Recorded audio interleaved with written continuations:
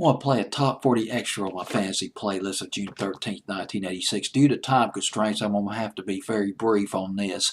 But got a number of top 40 extras. All the Love in the World by Outfield and Regina's Baby Love. Talk about some memories. They will be going into the top 40 on my fantasy playlist before long that summer. Also got Jeffrey Osborne's You Should Be Mine. And Golden Earring. Got an obscure record by Golden Earring on my fantasy playlist called Quiet Eyes. It was from their album. It was called The Hole. Came out in 1986. It was their 18th, I believe it's their 18th studio album. Golden Earring, they were prolific. They had their, get this, all right, here it is. They're from they're a Dutch band, formed in the Netherlands, 1961.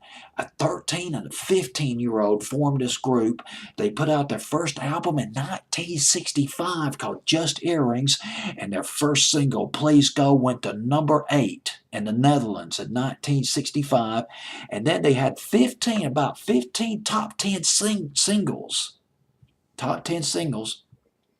in the Netherlands before Radar Love.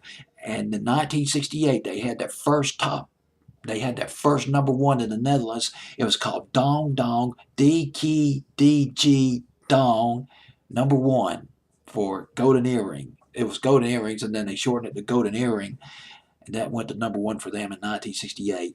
And then, of course, Radar Love just blew up all over the world. I mean, people in America, they thought they were just a brand new band. Now, I thought they were a brand new band, 1974, when they got really big over here, but it turned out the rock and roll aficionados, they knew better. They knew this band had been around for years, putting out singles for almost 10 years before they came out with Radar Love.